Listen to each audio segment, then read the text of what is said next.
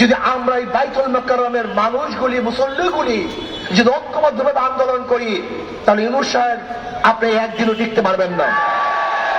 আমি বারবার আপনাকে একটা কথা বলি, আপনার সুখে থাকতে ভূতে গিলায় কেন? এই দায়িত্ব সরকারকে পালন করতে হবে। কাজে প্রত্যেকটা ধর্মীয় প্রতিষ্ঠানে ধর্মীয় শিক্ষা অর্থাৎ ইসলাম শিক্ষা দেওয়ার শিক্ষক নিয়োগ দিতে হবে। যদি নিয়োগ দিতে না চান, তাহলে আমি ইউনূস সরকারকে বলবো আপনাকে নিয়োগ দেওয়ার জন্য বাধ্য করব। এই ছাত্র জনতার আন্দোলনের সাথে আমরা সম্পৃক্ত না, আপনি তাদেরকে গুরুত্ব দিবেন। আর যারা রাস্তায় নেমেছিল জীবন দেওয়ার জন্য, তাদেরকে আপনি উপেক্ষা করে চলবেন। আপনি নিরপেক্ষ নন, আপনি নিরপেক্ষতা হারিয়ে ফেলেছেন, কোন একটা দলের দিকে ঝুঁকে পড়েছেন। আপনি জানেন বাংলাদেশের মানুষ যদি জাগ্রত হয়, কোন জালেমকে কোনদিন রক্ষা করে না, রক্ষা করতে দেবেন ইনশাআল্লাহ। যদি বাংলাদেশের প্রাইমারি লেভেলে আপনি গানের শিক্ষক দেওয়ার দুঃসাহস দেখান, তাহলে বাংলাদেশের জনগণ ঐক্যবদ্ধ হয়ে আপনাকে চেয়ার থেকে নামিয়ে দেবেন ইনশাআল্লাহ।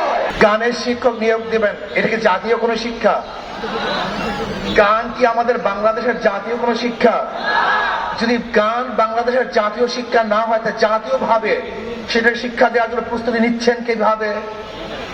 আমাদের ধর্মীয় শিক্ষা জাতীয় শিক্ষা, যেহেতু মুসলমানদের জন্য ধর্ম শিক্ষা করা ফরজে আইন। কোন মুসলমান ধর্মীয় শিক্ষায় শিক্ষিত না হলে সে মুসলমান হতেই পারবে না। কাজী জাতীয় শিক্ষা উচিত ধর্মীয় শিক্ষা। যদি কলেমা শিখতে না পারে, শুদ্ধভাবে বলতে না পারে, সেটা মুসলমান না। সূরা ফাতিহা সূরা যদি শুদ্ধভাবে পড়তে না পারে, তা তো নামাজই হবে না। এজন্য নবী আলাইহিস সালাতু ওয়াস সালাম বলেছেন, প্রত্যেকটা নর নারীর উপরে দ্বীনে ইলম শিক্ষা করা ফরজে আইন। কাজী 92% মুসলমানদের দেশে ফরজে আইন কিভাবে বাস্তবায়ন হবে, এটা সরকারের দায়িত্ব। এই দায়িত্ব সরকারকে পালন করতে হবে।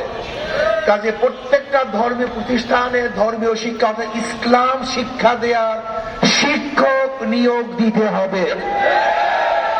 যদি নিয়োগ দিতে না চান, তাহলে আমি ইউনূস সরকারকে বলবো আপনাকে নিয়োগ দেওয়ার জন্য বাধ্য করব। আমরা দেখেছি আপনি নিরপেক্ষতা হারিয়ে ফেলেছেন। আমি বলবো ইউনূস সরকার সাহেব, আপনি আর নিরপেক্ষ নাই।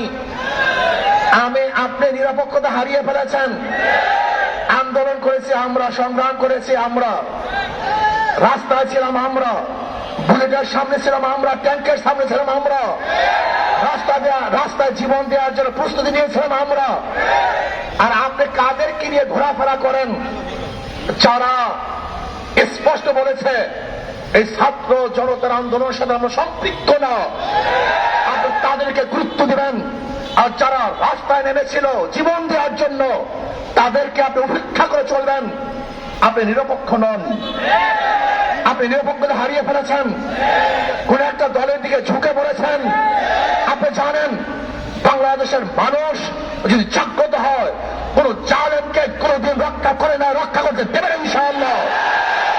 আমি স্পষ্ট ভাষায় বলে দিতে চাই, বাংলাদেশের প্রত্যেকটা শিক্ষা প্রতিষ্ঠানে কওমি মাদ্রাসা সহ যে সমস্ত আলেমরা সহি আকীদা বিশ্বাসী, সহি শুদ্ধভাবে কোরআন তেলাওয়াত করতে পারে, এরকম শিক্ষককে নিয়োগ দিতে হবে।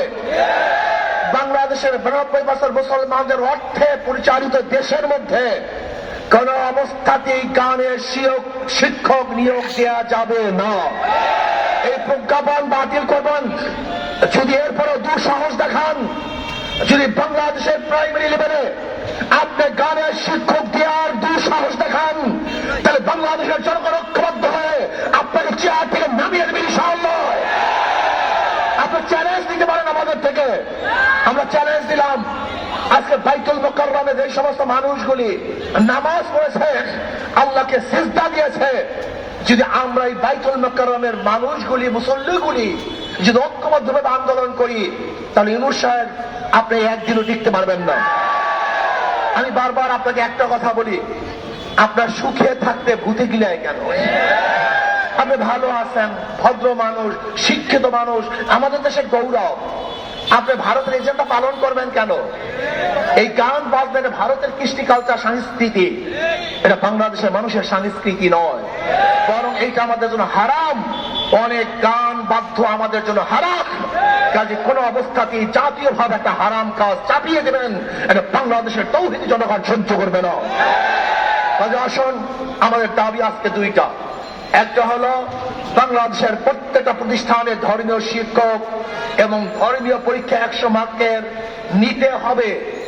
আপনি আইন রাখবেন যে ধর্ম শিক্ষা দেওয়া হয় কিন্তু পরীক্ষা নেবেন না, এই সমস্ত ধ্বজাদারি ধোঁকাবাজি আইন আমরা পছন্দ করি না। যেখানে ধর্মীয় কিতাব থাকবে, বই থাকবে, 100 মার্কের পরীক্ষাও থাকবে এবং তার শিক্ষকও থাকবে।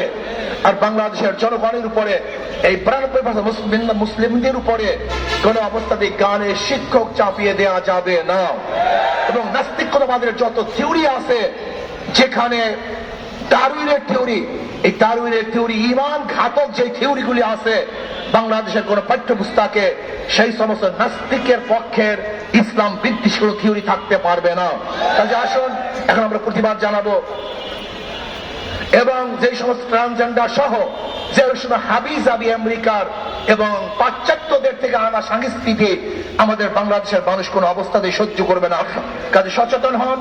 এই দেশটাকে ধ্বংস করার চক্রান্ত আগের থেকেই চলতেছিল, এখনো চলতেছে, ভবিষ্যতেও চলবে।